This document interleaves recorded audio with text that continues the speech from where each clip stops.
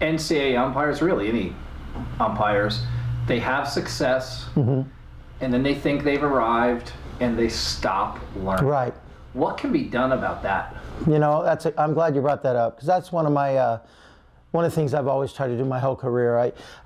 It kind of bugs me where you see some umpires that get there. You know, getting to the top is awesome, but staying there to me is more important. I've got this theory. Some people think kind of crazy, but umpires have a transmission. All umpires have drive.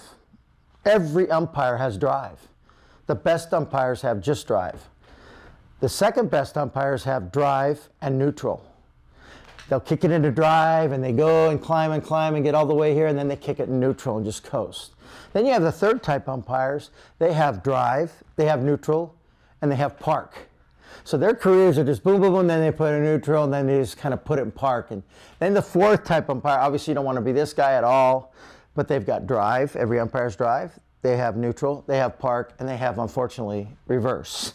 And they just, you know, go down. So you've got to always, every year I set goals.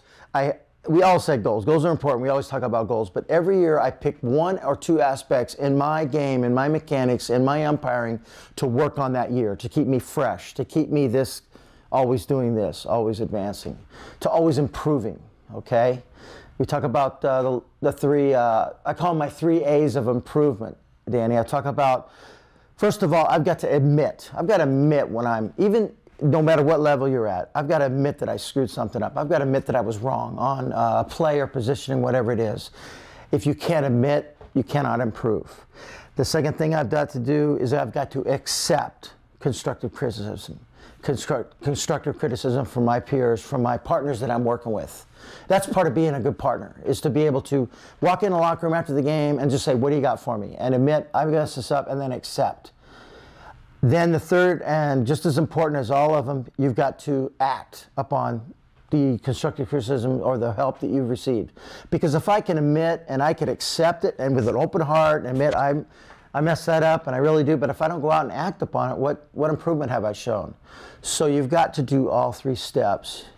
Now, admitting to it and accepting it and acting, that's wonderful, but you've got to also be able to take that. On the other coin of it, if you're the umpire that's being asked, if we walk in and now you come in and you've got your head down and, man, I struggled with that outside pitch tonight. Now I'm the one giving constructive criticism to you. First of all, I need to be honest. I need to be honest with you. I love going in after a plate game that I knew I missed a couple pitches, and I'll go in, hey, and I'll ask one partner while my other partner's in the shower, hey, what'd you have in the 6th inning on that 2-2 pitch? Ah, the catcher drug it down, man. He butchered that pitch. Shoot, the catcher butchered about 4 pitches on you tonight.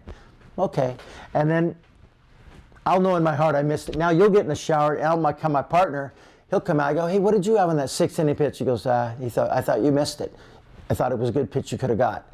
I respect that guy, that he's not making excuses, you know what I'm saying? So be honest. If you're going to be asked, you need to be honest. I think also as the umpire, being a good partner, giving constructive criticism, know how to do it. Timing to me is everything.